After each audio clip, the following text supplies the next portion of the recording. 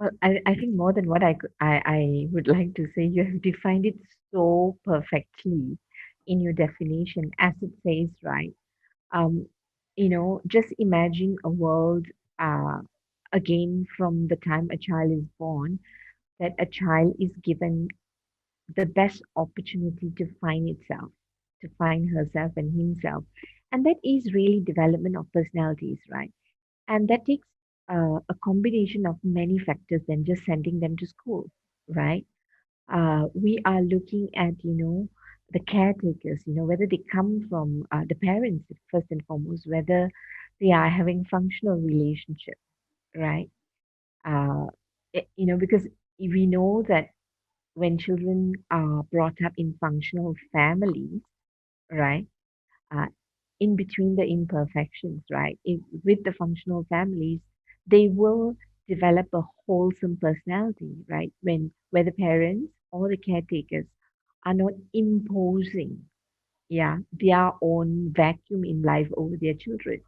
So from the time they are born, right? And whether the system within our organization even allows space for that, right? Because but in this part of the world, both the parents work, all right, and we go back to work as soon as we can because we want to keep keep our jobs, and we don't have extended families the way we used to have them those days, right? So can you imagine? Already in the beginning, the child may not have a safe foundation because it all depends who is the caretaker, all right? So I think from that perspective, and then we talk about education, right? When does the child start education and whether the child has an equal opportunity to the best form of education that is available in the community. And that seldom happens, right? Because if you are not privileged, financially underprivileged, then you will go to underprivileged school because that's the closest to your home, right? And if you go with other underprivileged children, you may not know what the greater standards are. So are the teachers. So there are so many things that is not equal, right?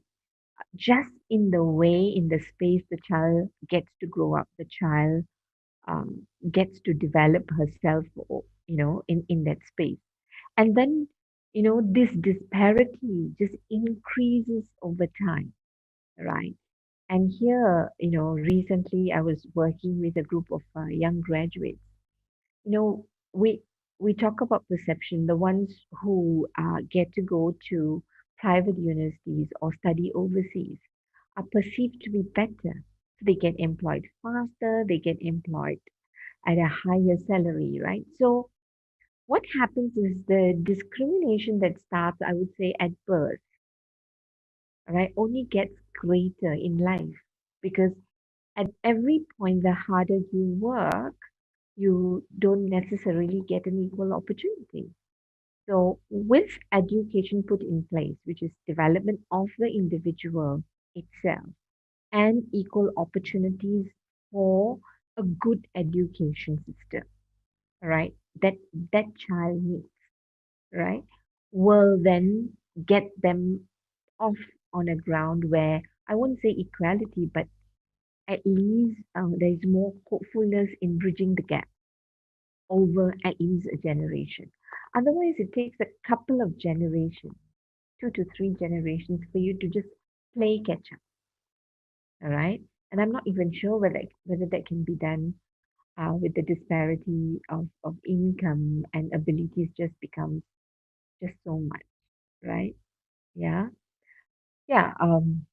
That's the thing about being able to really spend time on development of the individual a lot because sometimes when you're from the underprivileged background and at least you get your personality well developed, you will have a stronger fighting spirit to probably ask for what was yours in the first place when you were born as the citizen of the earth, right? Again, that's ideal.